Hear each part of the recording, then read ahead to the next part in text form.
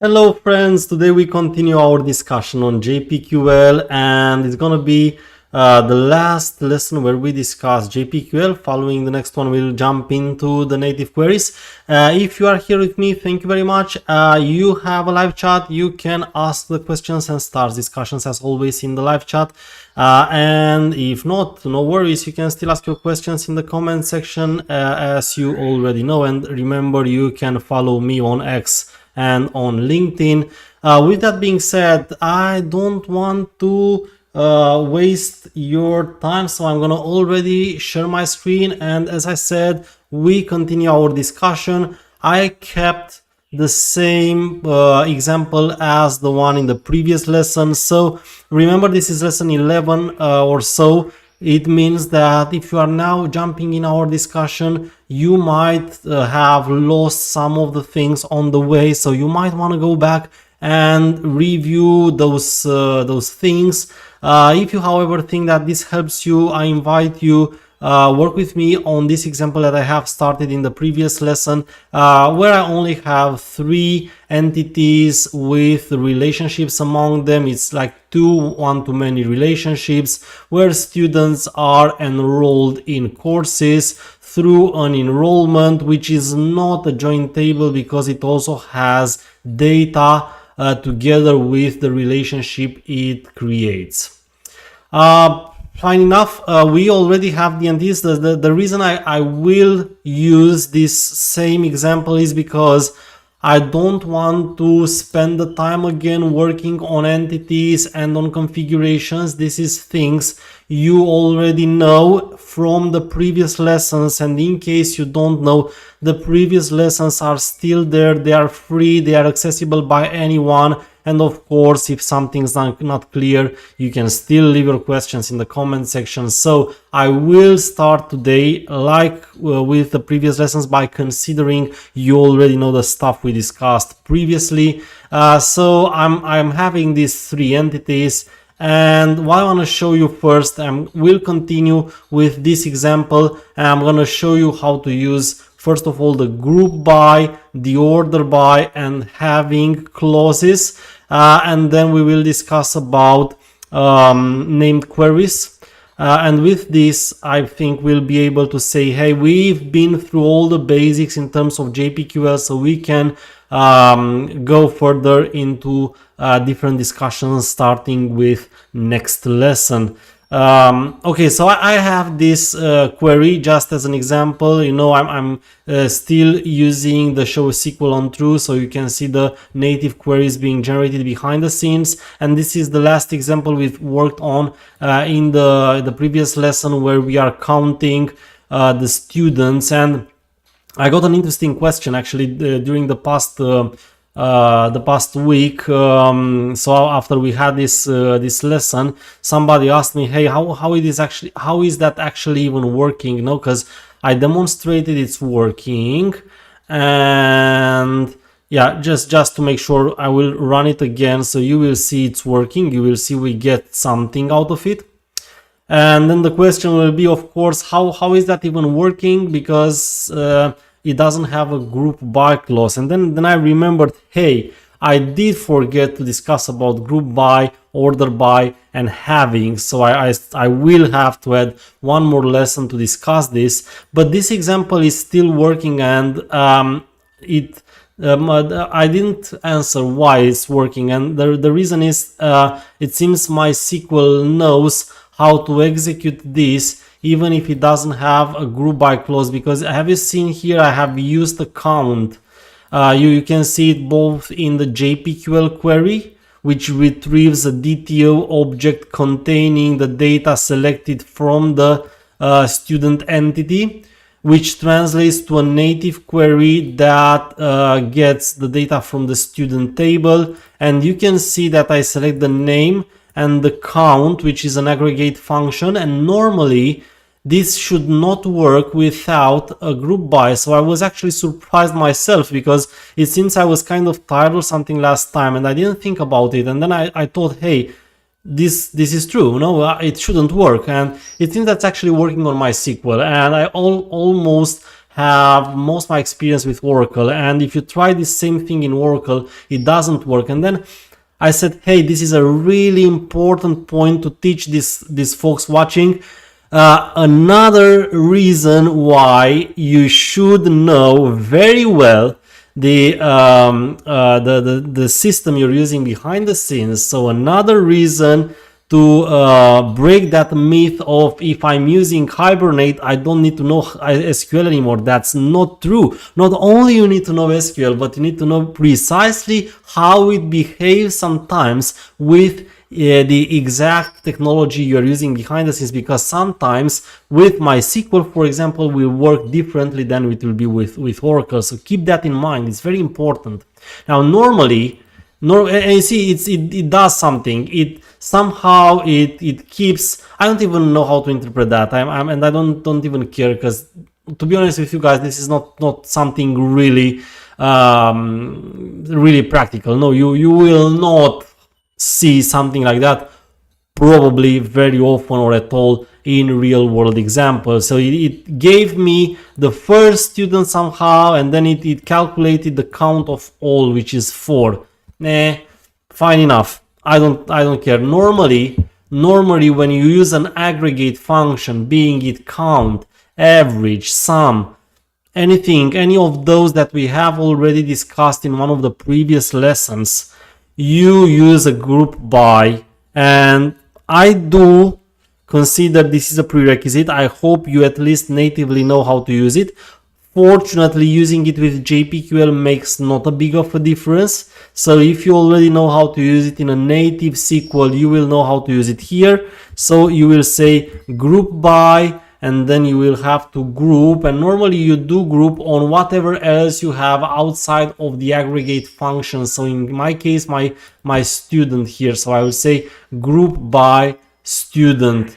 So now if I run this, I should get a little bit of different result. I actually should get 4 rows here and not only 1.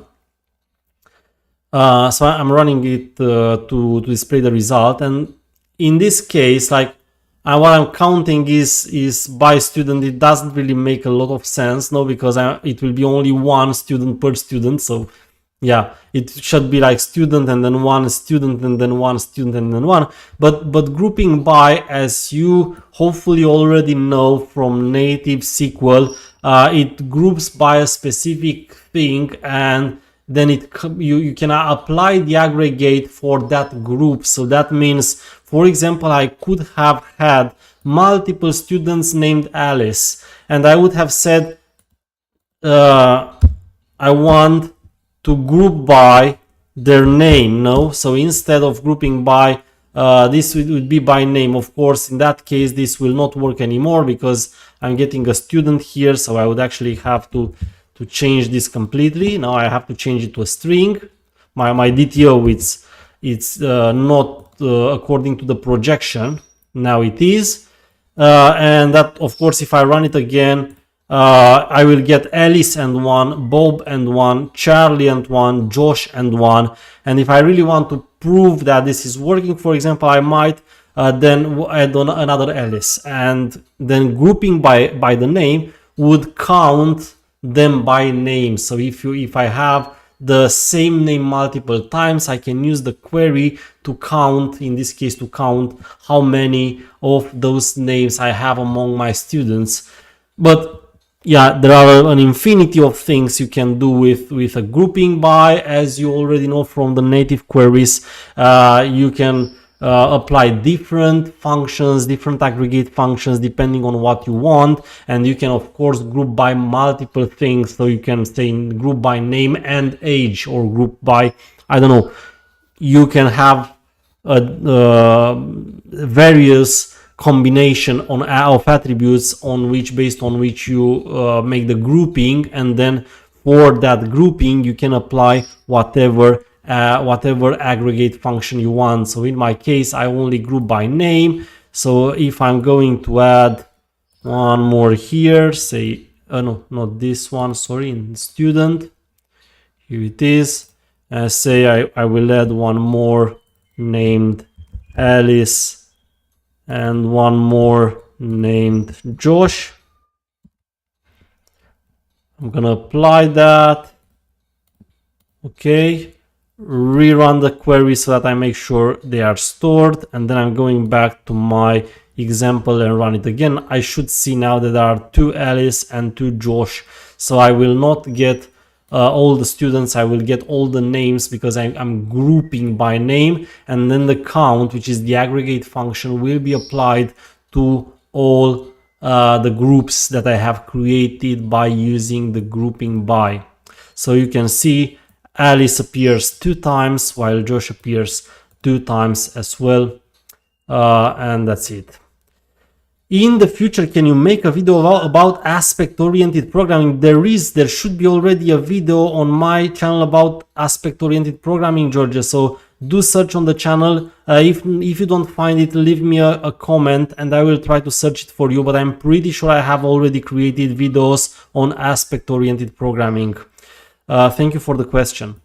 Okay, but going back, so we have Alice and Josh 2 times, and then what is having useful for? You can apply having to restrict the group on a condition. So having it's always comes together with group by, and you can make the groups more restrictive, but on a condition. So you group by an attribute, and then on that specific attribute you apply a certain condition or multiple conditions, whatever. You can create a complex condition based on what you want to limit your group to. So for example, I might want to limit my group to all the students ending with an E, so I have Alice and I have Charlie, both of them end with an. Only want this condition to be only students with the name on this condition to be returned. So I'm going back. So here it is. So I apply the condition, and now normally only 2 options should appear in my console, which will be students with names Alice and Charlie, because they are the only ones in my records that fulfill the condition, being their names end with an E. Okay, remember, otherwise you can't do that. It's when you have a group by. So I couldn't have done the same thing just applying a where clause in this case. Because the where clause would have been added here, and it would have been treated with a priority before the grouping. So that's not what you want. You want to exclude it after the grouping. So that's where having comes from.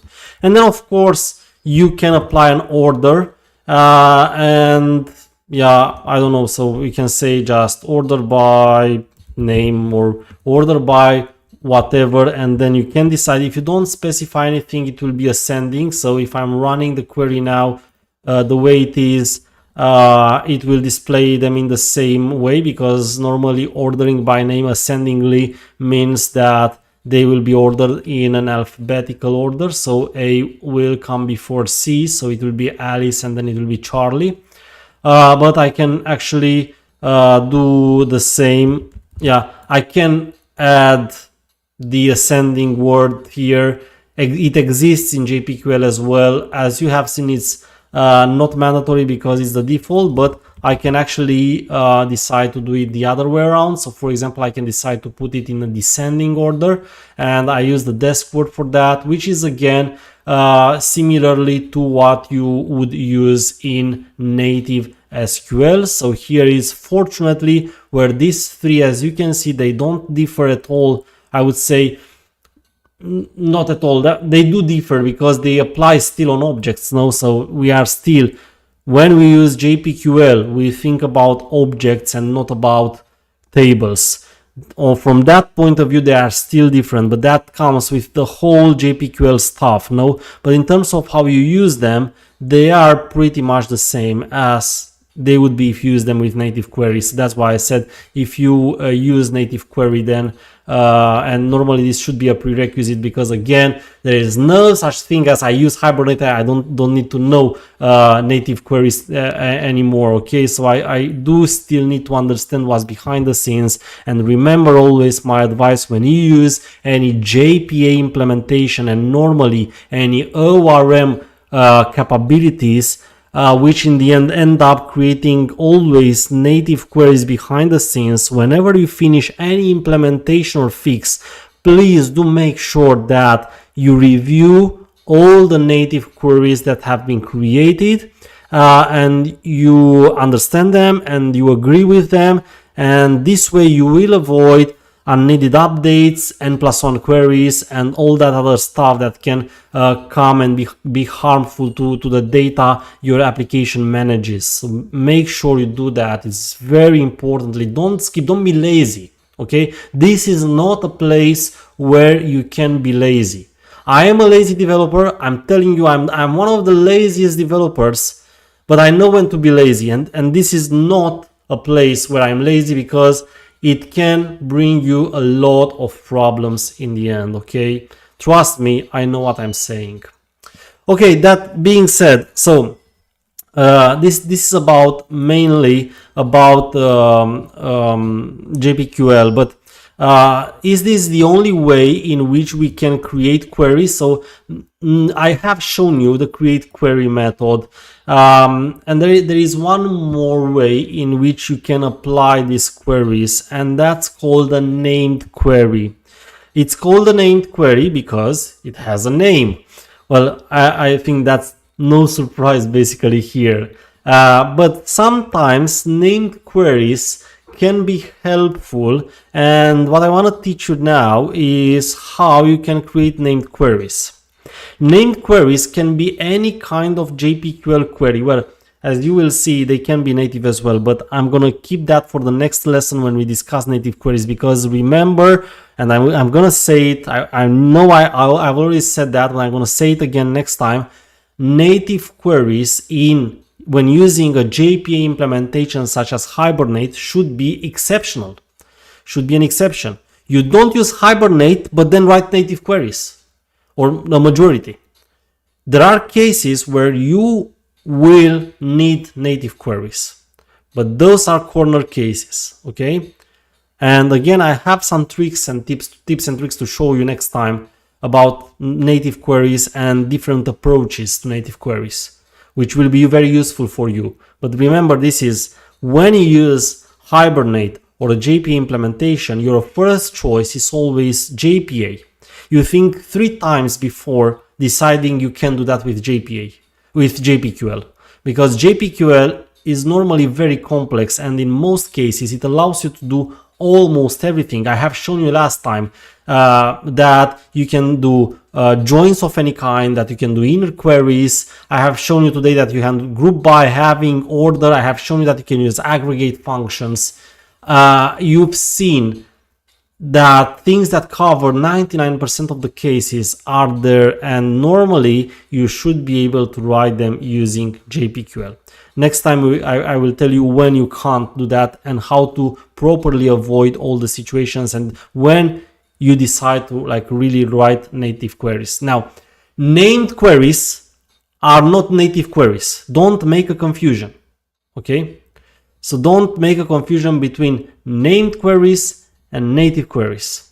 Okay, named queries are just queries which can be JPQL or can be native, but to whom you give them a name, so that you have some predefined templates you can use anytime quicker from your code, just by referring to their name without having to write them.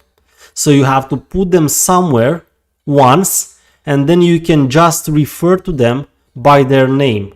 That's why they are called named queries. They have a name, and when you need them, you refer to them using their names. Before I'm giving you the example, I will read the next question. Can we write JPQL queries with JDBC template or Spring Data JDBC? Very good question. Thank you. The answer is no. You can't write JPQL queries with JDBC template or Spring Data JDBC, because JDBC template and Spring Data JDBC, they are not ORMs, they don't use an ORM behind the scenes.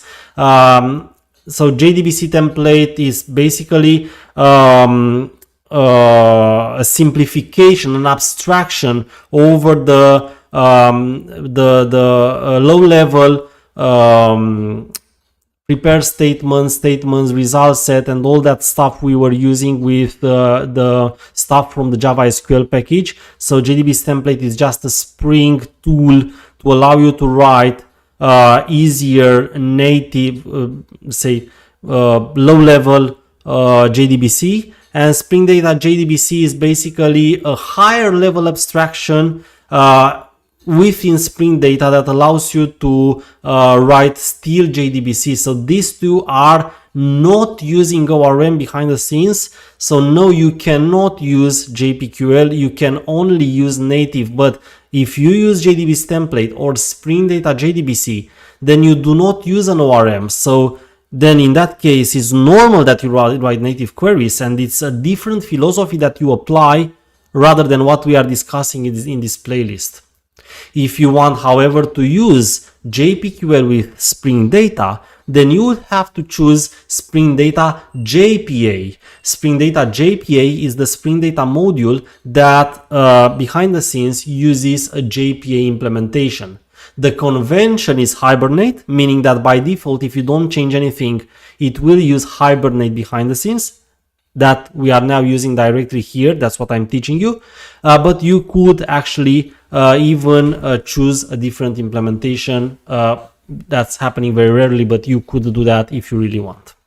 So with JDBC template and Spring Data JDBC, you use only native. If you use Spring Data JPA, then behind the scenes you have an ORM, and then you need to use JPQL. Okay.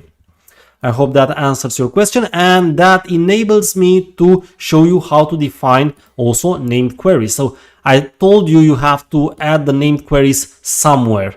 That somewhere is always above or at the definition of the entity. If you want to do that, you have the named query annotation, which you will have multiple named queries. So because of that, you will have to put them in the named queries annotation.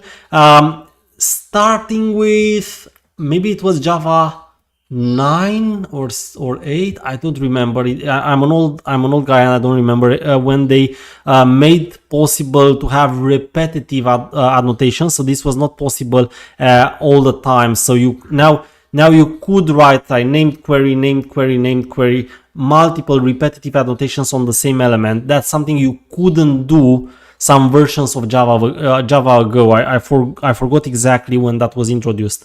So to avoid that, whenever it was a need for repetitive annotations, there was this approach. You had one annotation for the plural and then an array inside, so that you can actually have as many named queries in this case, as you want. Okay, so that's you can separate them with a comma like this. No, query.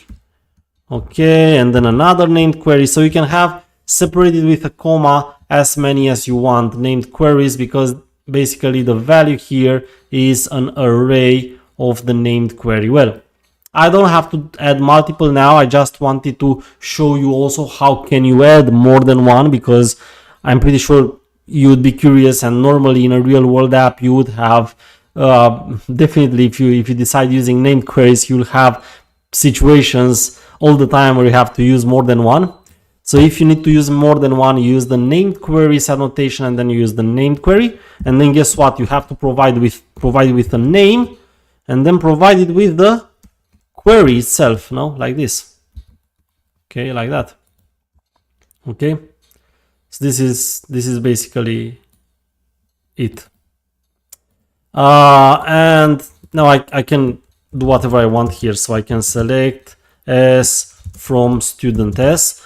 Just allow me write the minimal, the simplest named query possible, because focusing now on the JPQL itself is no longer what we need. But yes, you can have a named query as complex as possible. So you can have very complicated. In my case would be get all here, but normally I could have get all, and then I could have like get all, I don't know, what attributes do I have? Only the name, get all, I don't know, starting with a specific letter or whatever. Anyway, so you can have different templates, different name queries, and then you can select which one you have to use by its name. Be very careful, the name should be unique at the application level. So the whole application cannot contain more than one named query with the same name. The name is the unique identifier of the named query. So I think this is how you define them, regardless on how long they are or how many. I think the most important thing about named queries to remember is the name that should be unique at the whole application. And then one of the questions I'm asked you often is, can I actually use multiple entities here? And actually it doesn't matter actually where I add this, because the point is, when I create a named query, normally I will define the named query, I will add it wherever it fits the most. Like, for example, if it refers to students, then I would apply it over the student entity. But that doesn't mean that you cannot select something more than students here. And I already see the question in the chat. I just saw it now. Is named query limited to one entity? No. You can actually select. I could have actually put the same named query on a totally different entity, so it would have still worked. This is working. It's just unnatural. Like, it doesn't really make sense if my query refers to students to put it above the course entity. But you can do that. Technically it works. It would still work fine. It just doesn't make sense. But you can use multiple entities and you can put them like on different entities. My recommendation, however, is you put it where it fits the best in terms of the logic.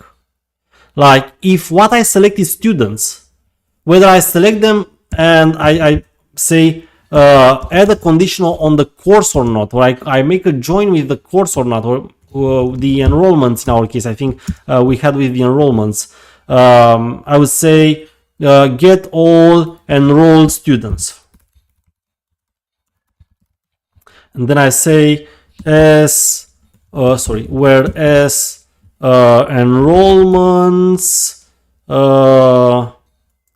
whereas ID, because I use the enrollment, not the one with enrollments, with the join with enrollments. See the previous lesson for more details. Is student ID. Okay, so I can do that and it works, but let me think about it. What do I do here? I do get all enrolled students. So where does this apply?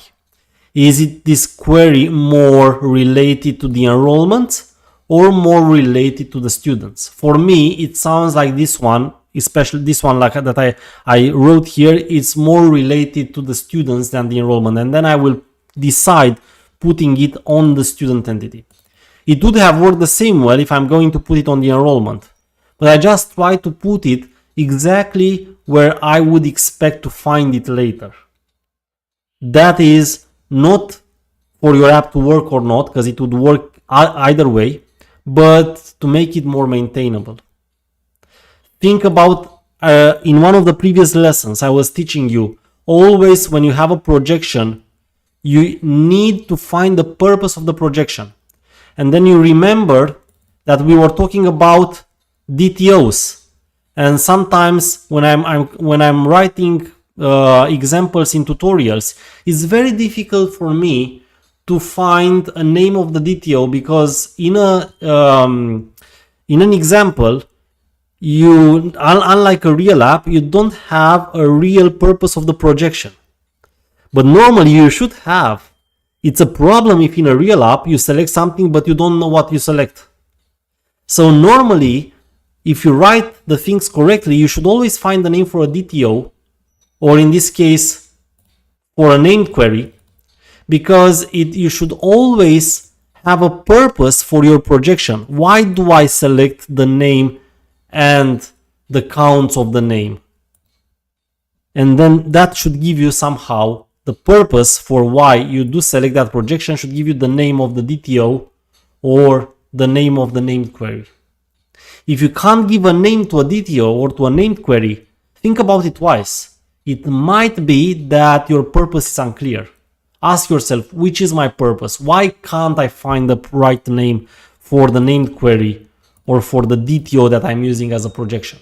So always when you write a named query, the name should come from the projection. What do you actually select?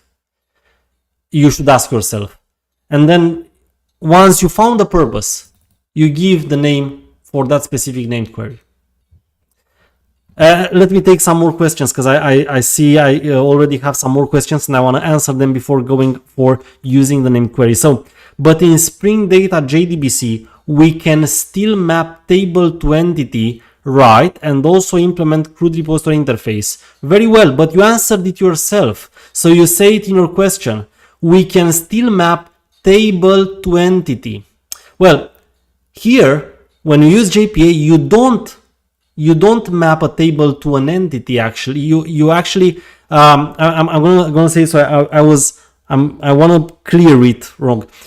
When you say in JDBC you map table to entity, no, you do not map table to entity. You map table to a DTO. It's a big difference. Do you ask yourself, do you use the entity or any kind of entity add notation when you write the JDBC classes? No, you don't. Why? Because they are not entities. Why? Because entities, they are not simple objects. Remember, learn to think in an ORM way. Entities are not just some classes mapping some tables. If you are still thinking like that, you are not yet thinking in a correct ORM way. Entities are objects whose instances are in a context managed by a framework. The big difference between an entity and the JDBC class, which is a DTO, is that the entity is managed in a context. A Spring Data JDBC class, it's not managed in a context. That's a big difference. So the only thing Spring Data JDBC does is to map the projection to an instance object, which is a DTO, not an entity. While in case of Spring Data JPA, that uses behind the scenes Hibernate by default, anyway, that uses a JPA implementation all the time, it really uses entities, and those instances are managed in a context.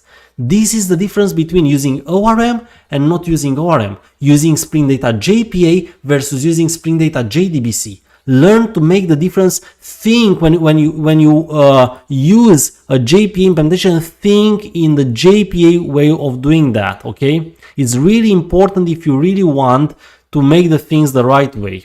So entities, they are objects managed in a context by a framework. DTOs are just objects to which you map specific data to store it or to transfer it somewhere.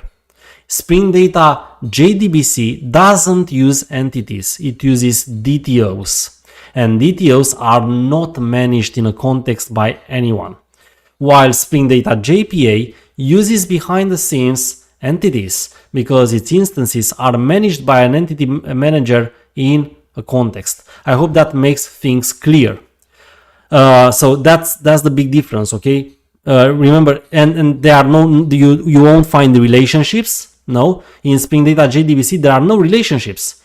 One to many, many to many, one to one, they don't exist there. Why? Because they are not entities and they don't relate. They are just DTOs, okay? So it's a very big difference, and you have to really understand the difference well. Don't try to mix the philosophies, because you will end up implementing wrong approaches. I hope that makes things clear about the question about JDBC versus JPA. And now, in a named query is limited, I already answered that. And then I have two more questions. Can you put a named query on any class? Yes, you can put it on any class, but usually, as I recommended, you choose the one that fits the best the purpose of the named query. On any class, like I said, no, you can only put it on entities, so not on any class, but on entities. And it should be it can be any entity, but it should be the entity that fits best the purpose of the named query. Okay. So no, not on a service class. It needs to be on an entity. And now let me use it as part of the last example I do for today. So I'm gonna what do I do? I'm gonna comment this out. I'm not gonna delete it. I just don't want to delete it because it's stuff that we have discussed, and I want it to be there on GitHub for you. So as usually, after finishing the lesson, I will put everything on GitHub, and you can try it yourself. And then what I'm gonna do here is I'm gonna write typed query for my what am I doing here? I'm selecting students. No, typed query of student is entity manager create named query this time of, and then get the name of the query. And then of course, likewise for the normal queries, recommended is that you use the typed version. You still have, even with the create name query, you have two choices. You have the one with the type and the one without the type. So the one without the type, okay, here it is. The one without the type, it will simply return you a query, and then you have to cast the object same as with the create query method. While with the typed query, it will map you directly to what you desire. So the recommended approach is you use typed queries. Always use typed queries.